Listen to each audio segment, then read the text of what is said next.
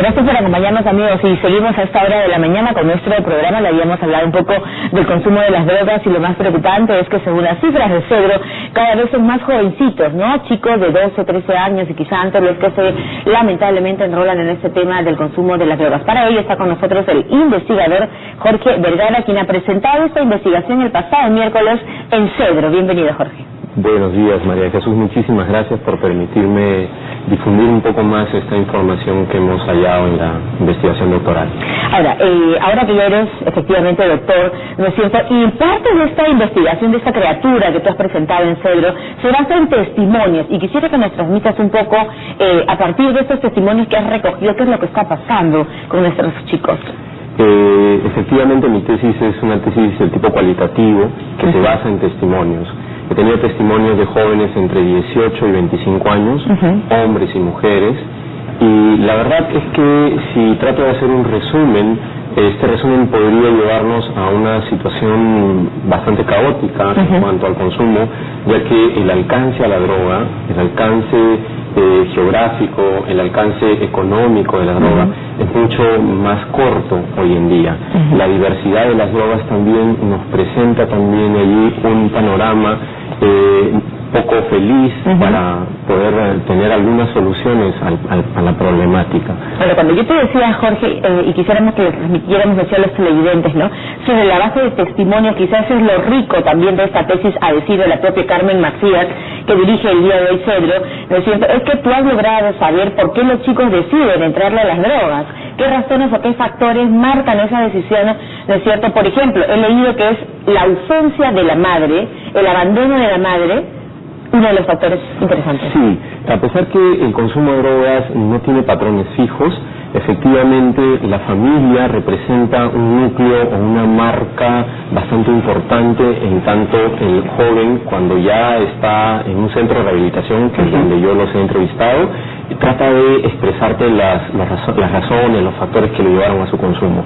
Esa madre que probablemente signifique el abandono, como en el caso de un entrevistado en la ciudad de Iquitos, yo lo encontré a este muchacho en el centro Victoria, con una marca de plancha de herida. Dios mío, ¿dónde? De plancha en el pecho, porque lo habían detenido, una turba de gente que lo había encontrado robando a este niño, 17, 18 años.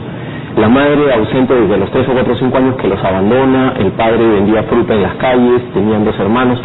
Vas viendo cómo esta marca, digamos, esta impronta de una vida bastante difícil, los lleva a los jóvenes a andar solos en la vida, los lleva a que ellos encuentren, por ejemplo, los amigos o las malas amistades, las pandillas, esa familia que no han podido tener en casa, y que les representa también, además, la posibilidad, ese riesgo de pertenecer o no, participar o no participar de actividades delictivas, por ejemplo. Claro, y sentir que de pronto, de repente encontrar esa familia que nunca tuvieron en este grupo, que los llevó por este camino de las drogas, ¿no es cierto? Tú analizas también, y seguimos con el tema de la familia, que decíamos del abandono de la madre, porque marca muchísima diferencia entre lo que significa para un niño que lo abandone la mamá o la ausencia del papá. Sí, hay una diferencia. Sin embargo, esa madre ausente, cuando esa madre sí está presente, significa también, sobre todo en la etapa de recuperación de los jóvenes, un valor o un personaje fundamental. Yo creo que la madre también puede convertirse, con la información adecuada, en una estrella de esta recuperación, porque veamos también cuáles son las soluciones.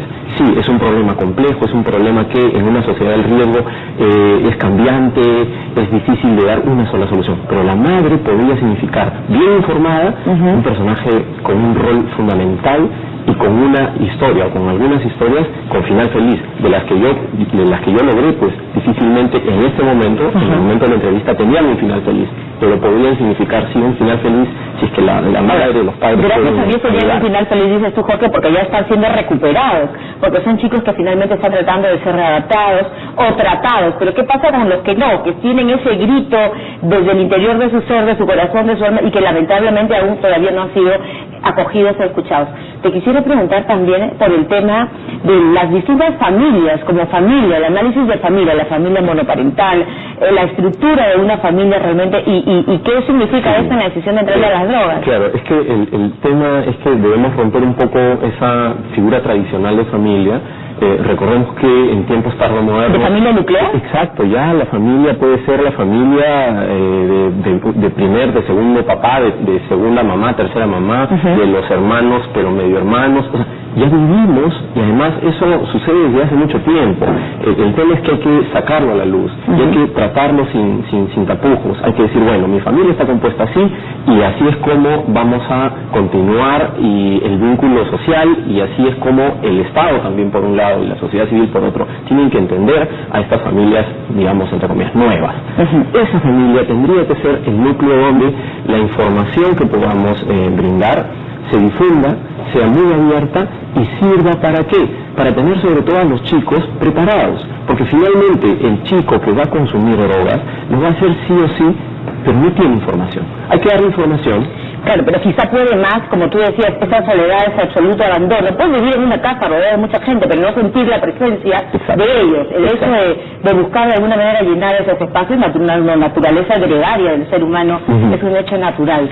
¿No es cierto? Cuando tú hablas de las familias monoparentales, de la tecnología agregada al tema de llenar espacios, ¿a qué te refieres? Porque los chicos hoy en una sociedad individualizada se aíslan. Y tratan de que los padres respeten sus espacios y empiezan, por ejemplo, los juegos en red, donde ellos viven ahí un mundo. Yo creo que la solución ahí, en términos de cómo hacen los padres, cómo deben hacer los padres, es tratar de integrarse. Claro que sí, porque los chicos, de todas formas, si en casa no les permiten, fuera lo van a tener. Entonces hay que integrarse. A escaparse y todo eso. Exactamente. Ahora, pero siempre cuidando un poquito también, digamos, que no rebase los límites. No te vas a pasar contemplando a tu hijo 5 o 6 horas en las redes, en internet o con la tecnología y tú brazos cruzados, probablemente. ¿Hay que abordar el tema? Claro que sí, porque ahí yo explico este hecho con la paradoja del viento y el fuego. Hay que modular muy bien, ¿no? Recordemos, si es que hay más viento cuando el fuego ya empezó, pues el fuego se va a avivar, ¿cierto? Entonces los padres tienen que ser sumamente cautos. Hay que estar en el momento que se debe estar, no hay que estar en el momento que no se debe tampoco estar. Así que en ese sentido tienen que ir midiendo también cuándo, cómo, dónde, pero de que deben estar sí. Entonces por eso es que se debe entender también la familia distinta, ¿no? La familia fuera del marco tradicional. ¿Para qué? Para que el encargado, digo yo en este... Yo te pregunto, por ejemplo, mira, un padre que vive lejos, que por razones de buscar mejores condiciones también de pronto tuvo que viajar, o la madre que tiene que hacer el chat.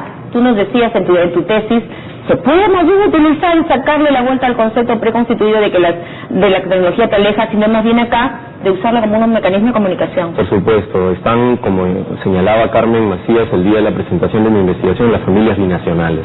Ese padre, esa madre o esos padres que salen del país, que en nuestro caso, digamos, ese índice ha bajado un poco por las condiciones económicas de nuestro país en este momento, pero hasta hace unos 5 o 10 años salían.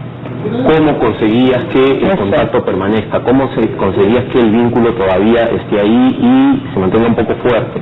Entonces, hay que aprovechar la tecnología, no solamente hay que satanizarla, hay que aprovecharla también. Hablabas, y una de las afirmaciones, de las conclusiones de Carmen Macías alrededor de tu investigación, es que tú abordas este tema no como un gueto, no como un hecho, digamos, como un target, sino algo aislado, sino como un aspecto integral. Por ejemplo, la relación entre la producción y la microcomercialización de la droga, de ahí que tenemos pues familias que se dedican, ¿no es cierto?, a este negocio. Exactamente, no podemos desvincular el tema, no lo podemos analizar de manera aislada el consumo de drogas, la microcomercialización, la venta, con un aspecto tan importante para el país en términos negativos, claro, ¿no?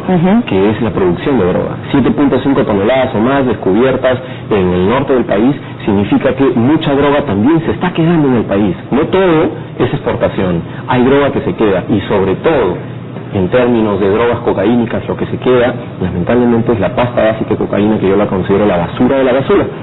Y esa pasta básica podría significar, en un aumento en la cotidianidad del consumo, una transformación, una persona que en 16, 17 años de su vida empieza con el consumo de pasta básica de cocaína, y ahí sí corremos el peligro de asociación con otros tipos de actos, por ejemplo, actos delictivos. Perfecto, vamos terminando un poco el asunto, digamos, hablando del rol del Estado, ¿no? Porque Mira, tú, estamos analizando que cada día me decías, ¿a partir de qué edad, por ejemplo, son más jóvenes desde el día de hoy? ¿Desde puberos ya están consumiendo drogas? Fedra tiene registrado que cada vez la edad de inicio de consumo ha bajado. Hasta hace unos años la edad de consumo era 12, fue bajando a 11, tienes niños que se reportan con 10 años y ya inician su consumo de drogas. ¿Qué tipo de drogas? Drogas ilegales en general. Puede ser marihuana, puede ser pasta básica de cocaína. En el Perú la pasta básica de cocaína es la más consumida. Sin embargo, la variedad se amplía, porque hoy en día en el Perú existe y se ha, entre comillas, democratizado, por ejemplo, las drogas sintéticas, que antes eran mucho más costosas, y que hoy en día ya se producen en el país y que como tal han bajado sus precios y están, digamos, a disposición, sobre todo de los jóvenes, ¿no? Y en ambientes donde normalmente se produce este consumo, que son las discotecas, las fiestas y ese tipo de espacios. Entonces, ahora tienen hasta sus propias denominaciones, ¿no? Ese tipo de fiestas. Vayamos un poco ahora a ver, digamos, ¿qué nos toca? A partir de esta investigación nos dejas una serie de reflexiones y aristas por tratar, digamos, de entender, pero ¿qué debería pasar? ¿Qué sería el rol, por ejemplo, de nosotros? María de Jesús, mantenernos más informados y no esperar que solo el Estado lo resuelva. El Estado tiene también otro tipo de problemáticas sociales que resolver. Esto lo tenemos que resolver juntos. Estado, sociedad civil, ¿quiénes? Familia, sobre todo. En la familia tiene que existir un deseo por mantenerse informados. El Estado puede, sí, significar un apoyo para que, por ejemplo, investigaciones de este tipo se produzcan. No solamente pensemos en los estudios epidemiológicos, que son buenísimos, que Cedro, por ejemplo, los tiene, sino a la par hacer qualis. La academia en ese sentido tiene que aportar mucho para que la familia primero esté sumamente informada, bien informada, sin tabús, sin información, digamos, sesgada. Luego de eso, escuela. La escuela tiene que participar de esto.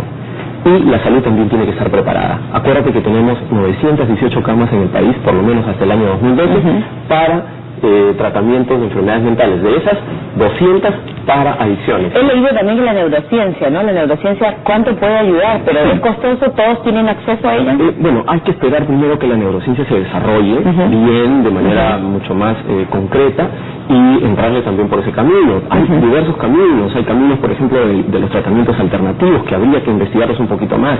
El doctor Jack Madid en Iquitos, en Tarapoto, en la ciudad de Tarapoto, en el centro Taquihuasi, ya tiene investigaciones y resultados sobre la ayahuasca como una medida para poder recuperar. Está conquistando el mundo entero nuestra ayahuasca, ¿no? La gente está empezando a sentir mucha curiosidad. Pero con una cuestión guiada, no como la ofrecen en muchos lugares, como una cuestión casi turística dentro del paquete turístico. Perfecto, Jorge. Bueno, el tiempo nos ganó y queremos agradecerte bastante. Seguramente conversaremos un poco más sobre este tema. Y bueno, el investigador Jorge Vergara hablándonos de las experiencias de riesgo y consumo de drogas ilegales a partir de los jóvenes en nuestro país. Que te vaya muy bien. Muchas gracias. Que sigan las investigaciones, ya las compartiremos aquí en el programa. Nos vamos a esta hora.